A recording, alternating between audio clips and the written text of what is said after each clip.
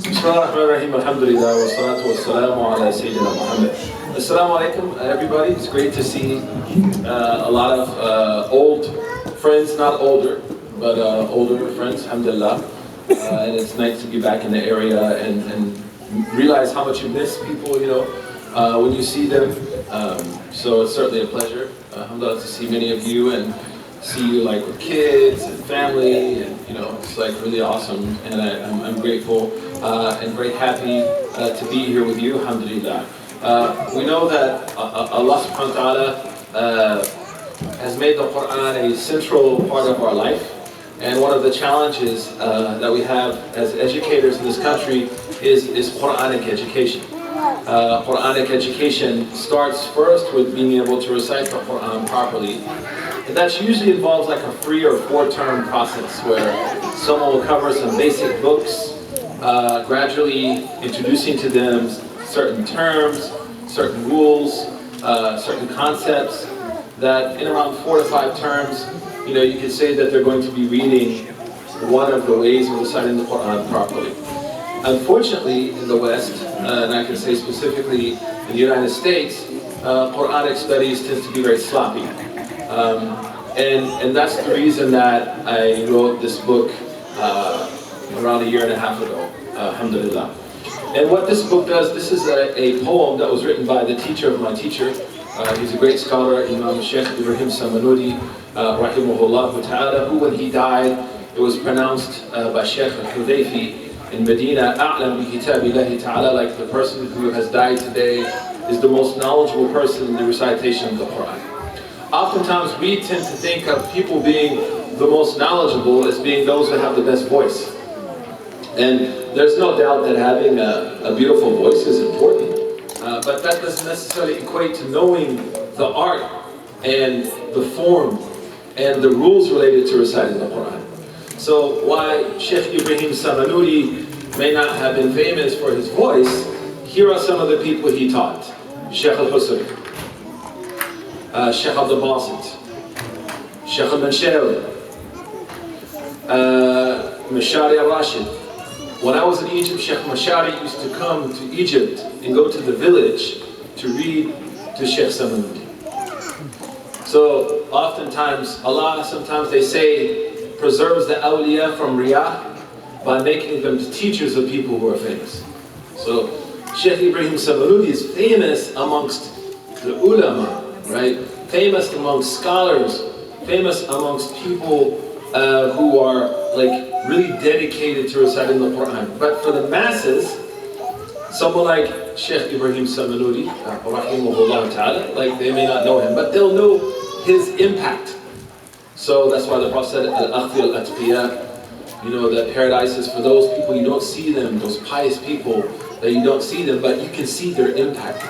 So when they're present, you don't notice them. But when they're absent, like you would notice them, because their impact goes when they go. So Sheikh Ibrahim Samanudi, he's born in the early part of the 20th century. He lives a really, really long life. He died around 12 years ago, as I recall. And his entire life really was dedicated to the Quran. And more so, the art of the Quran. And one of the concerns that as I was learning the Quran, is that I realized that, unfortunately, and this doesn't mean people are sinners, like nobody freak out, okay?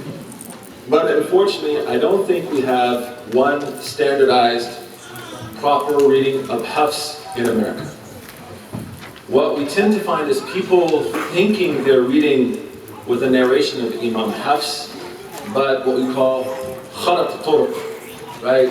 They're mixing a lot of stuff together and unaware of it. So tonight what we're going to do is learn 18 to 19 rules. If you practice them, you'll be reading the Tariq of Hafs as it was narrated from Hafs and his riwayat back to Imam Asim al-Kufi, back to Sayyidina Muhammad sallallahu alayhi wa sallam. So I wrote this book to standardize the recitation of the riwayah of Hafs and Asim for our young people. So like we can now begin to standardize what's authentic in our community and to ensure that we're reading something properly And the other reason that I did this is, as you see tonight, you're going to be like amazed. Like the level of focus that scholars had on Quran. And not as we now tend to focus on Quran strictly for barakah. One of our teachers used to say, people who have reduced knowledge just to blessings are people who tend to be lazy. So it's like, just for the barakah, alhamdulillah, just for the blessing. But with the barakah has to be harakah. Right? Like the effort. Barakah is not an alibi not to explore the potential of our faith and our religion and our texts. So there's some terms that you should learn, and you may be challenged a little tonight. It's okay, sometimes to be challenged is a good thing. Cognitive dissonance, those educators, you can appreciate Piaget coming into the picture. The first is what's called qira'ah on page 5 if you have the book with you. Qira'ah. You have the poem, you don't have the book. This is an explanation of the poem. If you're interested in the text, you can talk to Tokyo.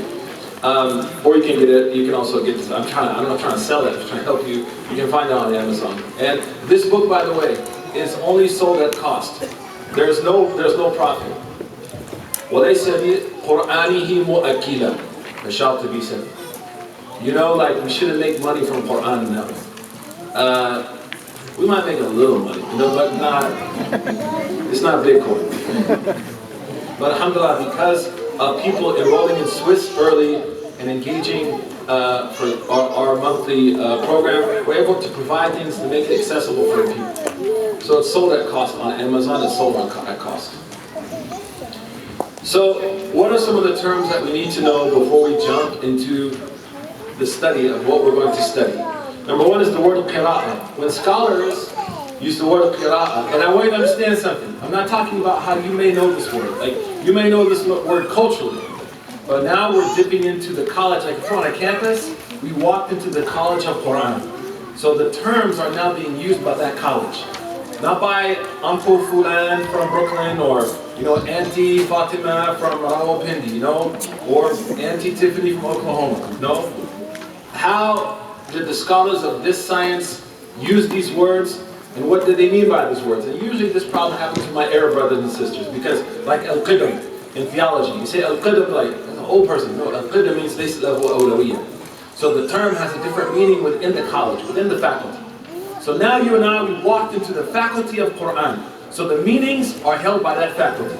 So if it differs with your meaning, just say to yourself, oh, well, my meaning is related to whatever I know, but to align my understanding with what's correct within the science, I need to adopt their definition. Understand what I'm trying to say? Like surfing in Santa Cruz is not surfing on the internet. Right? So different meanings. So the first is qira'ah. When scholars use the word of this word in context of Quran, they mean an authentic narration back to the Prophet of how the Prophet recited the Quran.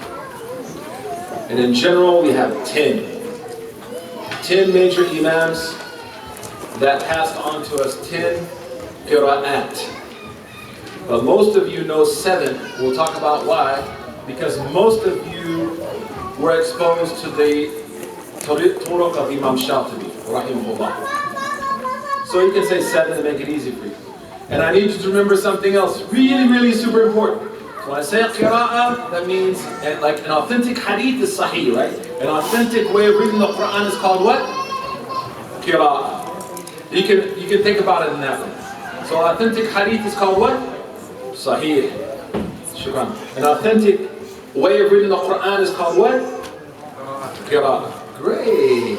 We have 7 major Imams to make it easy for you, mentioned by Imam al-Shatibi. Khalas? Each of those Imams, their qira'ah had 2 major students, which means that those 2 students narrated 2 ways to read that qira'ah. So we have 7 qira'at, and how many ways to read them? 14. Mashallah. So Hafs, asabahum al-tarh, Shu'bah from Asim, asabahum al-qurh.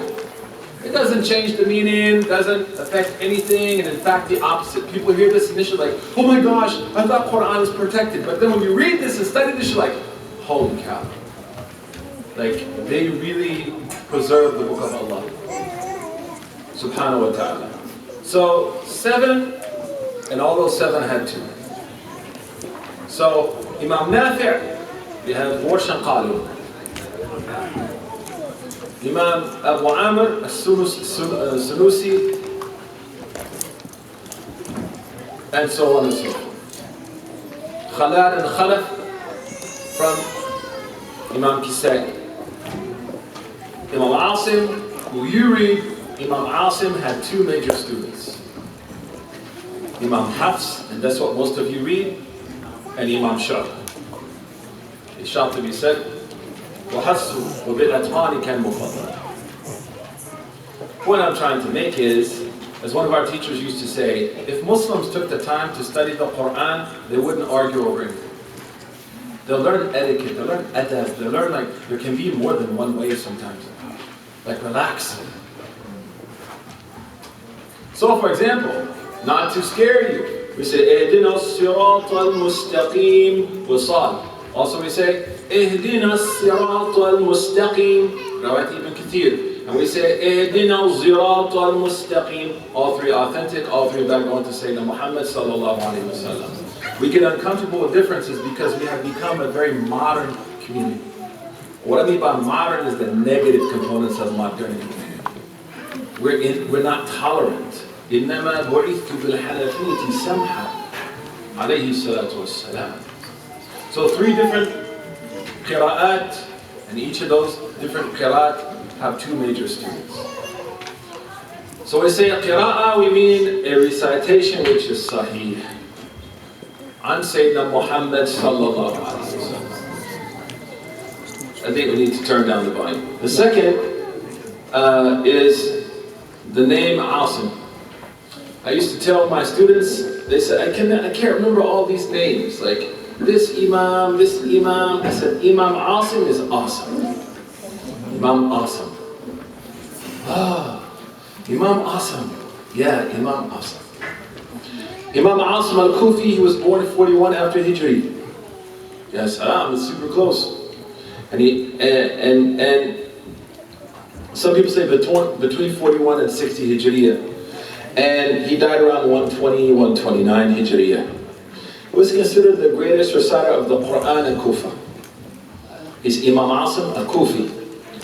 And something interesting about the awesome Imam is he was blind. SubhanAllah. So he was a person with a disability. Some of our best reciters when I was in Azhar were our brothers and sisters who were blind.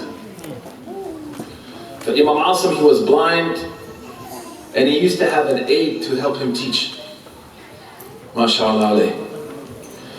And the scholars, they agreed upon his imamate in this subject. And his student was Abdurrahman al-Sulami, his teacher, and Abdurrahman al-Sulami, his teacher is Sayyidina Ali. So between Imam Asim and Sayyidina Muhammad is how many people? 2. Abdurrahman al-Sulami and Sayyidina Ali. Between, he said 3. No, between Asim and Jibreel is 3. Imam Asim also was a political activist. Nowadays we have to worry about people who use tasawwuf and knowledge as a means to justify hanging out with dictators and ubtuluhum ayyadakumullah. Yani, those people that have imamas and they wear the clothes and they have the cool scarves and they say Sidi and they have all the language, but wallahi subhanallah, they are mala'u bin nifaq. There is a contradiction between their words and their deeds, their knowledge and what they do. Imam Asim is alim rabbani, siyasi. So he actually led a political insurrection against the Umayyads, because he felt that they were incorrect in their positions, especially on Sayyidina Ali and his family, Ahl Bayt. Another thing about Imam Asim that makes him Asim is he was socially responsible. Again, there's no contradiction largely. We're all contradictions to a certain degree, but he's able to limit his contradictions. And It's very interesting. His most famous student is Hafs. All of you read with Hafs. And maybe you thought like Hafs is that Imam. No, Hafs is the student. Like Samanudi. You don't know Samanudi, but you know who? You know Husri, rahimahullah. You know Abdul Basit. You know Mashari. But you don't know their Sheikh. Allah hafizahu min riyah, alhamdulillah. So, Imam Asim, even though he's blind and he's kind of in a political, the idea of Sunni quietism, this is nonsense. You know, just be quiet, don't get politically involved, politics is dunya. Khalas, so when you're being destroyed and murdered and killed, how's it going to help you with your akhirah and your children if you have no rights and no dignity? وَالْفِتْنَةُ أَشَدُّ مِنْ الْقَتْلِ. So Imam Asim, listen to the story, brothers and sisters, especially young folks who are on Minder. Imam Asim, he hears about a woman in his city. She's a divorcee. Some say that she was a widow. And she had a son, so single parent home. Imam Asim, even though he's blind and engaged in political insurrection, he proposes to marry her. So she agrees. Like, who would say no to Imam Asim? He's awesome.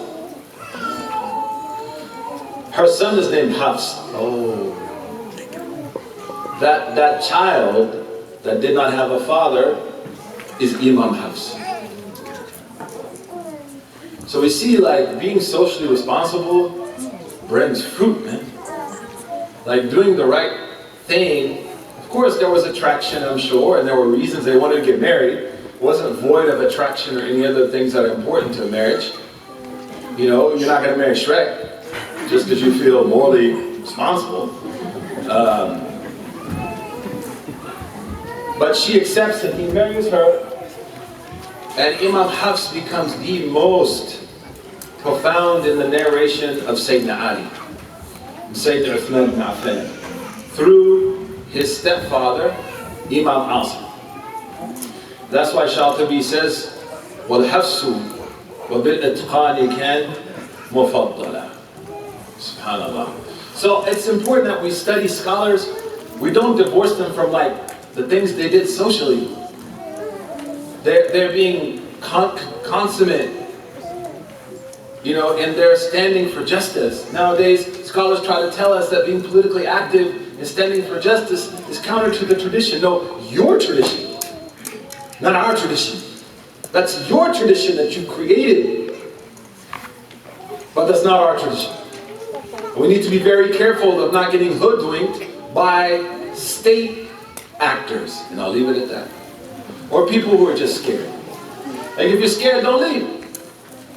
And if you're being sponsored by Sisi backwards is ISIS. Sisi backwards is ISIS. S-I-S-I-I-S-I-S. And it means to look twice in Spanish. Or yes. Look twice in English. So we should be very careful of this new Sunni quietism. Don't rock the boat. Don't get involved. Just be with Allah, alhamdulillah. Why don't you say that to the people that are killing people, putting them in prison? Don't rock the boat. Who's rocking the boat? Subhanallah. So Imam Asim marries a single woman who either is a divorcee or a widow, and mashallah, her son becomes Imam Hafs. Watch now, the majority of the whole world reads with Imam Riwayat Hafs an Asim. Because there's barakah in being responsible and making sacrifices. And also she sacrificed, she married a blind man. And look at the khair. So I asked one of my teachers, why? Why, for example, do we read Hafs more than Shu'bah? Shu'bah, mashallah. He said, Alashan mulazama. Imam Asim was with Hafs all the time. He's his caregiver. So oftentimes, I want you to think about something. When you read about great people, understand that greatness is behind them. There's something that they did. There's something going on in their lives that brought this khair. It's not just, wow, they have a lot of knowledge. No, they had a lot of knowledge, but that knowledge translated into something good. Translated into something that was what we call now influencers. They were willing to sacrifice and use the privilege of their religious knowledge for people. That's what makes them different. They didn't have fans. They didn't have people that were like loathing over them. No, they earned respect. So Asim al-Kufi, one of our Mashaykh, he wrote a poem about him. You can find it on page 6. That goes through like his details. So, Qira'ah and Imam Asim. Imam Asim is the narrator of this Qira'ah. He's the Imam of this Qira'ah. Like we have the Madhab of Malik, we have the Qira'ah of Asim. Except the Qira'ah is much more qat'i than fiqh. But just to give you like an idea of how it works. The next word that we need to know is riwayah. Riwayah is what the student of the Imam narrated. So the Qira'ah is Asim. Asim's student is who? So Hafs is the Rawi. So we say riwayat Hafs an Asim. The narration of Hafs from Asim. There's some background here about Imam Hafs. The next word is where people tend to stop in their tajweedic studies. That's the word Tariq. Tariq is a narration of the student of the Rawi of the Qira'ah. A narration, what's called Tariq, a path. Like Tariqah, a way signifies a narration of a student of Hafs riwayah back to Imam Asim's Qira'ah. Somebody may say, why don't you just all call it one word? Because our scholars were very concerned about preserving the authentic, especially with Quran. Allah subhanahu wa ta'ala, Quranic studies is something la nihayata lah. Like when you really get into the narrations and everything, you find yourself in an ocean with no ending, and you say to yourselves like, Allah, the Quran is haqq. The Quran is kalamullah. Like it won't take you to doubt. Because they even have a science when not to recite, a sabta. Like there's rules for how to be quiet, let alone how to read it. Do you breathe once? Did the Prophet stop a long time? Did he breathe once? Sabta and waqf. So our scholars were so OCD, mashallah, in a good way, that they even have a chapter on when to be quiet when you read. So not only they were worried about how you read it, but they were worried about how you what? Excuse my slang, how you not read it. So what does that tell you? They were very, very careful. So today what's going to happen as we go into this, you're going to see like a little window open, and you're going to look and see like this land called Quran land. And you're going to see the back end of it. Oftentimes you only hear, Quran is preserved, alhamdulillah, we hear the Beatitudes. Quran is the greatest miracle of the Prophet, but we should show people how. So that those words have meaning, they have something in them, it's not just an empty word. So the next is Tariq. Tariq is a narration from one of the students of the student of the Imam. So we have Qira'ah, Sahih, Riwayah, student of Qira'ah, and the third word, Tariq. What's Tariq? No, Hafs, but good. Well, what's Tariq? What does it mean, Tariq? The narration of who? The student of who? Of Rawi, the student of the Qari. So we have Qira'ah, Sahih way of reading. Riwayah, the narration of the student of the Qira'ah, which means Sahih, and Tariq. Tariq. So from the Qari to the Tariq is one person. Remember that. Imam Hafs has 56 turuq. What? 56 ways it can be read. But there are two major ways that are considered strong and accessible. The most popular way is the Tariq of Imam Shatibi. That Tariq is found in the Mus'haf from Saudi Arabia. You read it with Hafs, you're looking at the Tariq of Shatibi, back to Amr al-Sabah, back to Imam Hafs, back to Imam Sayyidina Asim. But there are other Tariq of Hafs, and one of them is the Tariq of Mu'addil from Imam Fil. You know why they call him Fil? كان سمينا لكنه سمى نفسه بفيل. This Imam, he was so big, he named himself Elephant. He said, I am an Imam Elephant. Maybe for those of you who are younger, it's going to get you, you can remember Imam Fil, because when you hear why he named himself Fil, and you're a millennial and you're super sensitive, you can say you're up in your feelings. Imam Fil. Get you in your feelings. Imam Fil, Mashallah, his tariq between him and Amr al-Sabah is one person. Amr al-Sabah is a student of Hafs. Hafs is a student of who? Asim Imam. He narrates a tariq of Hafs.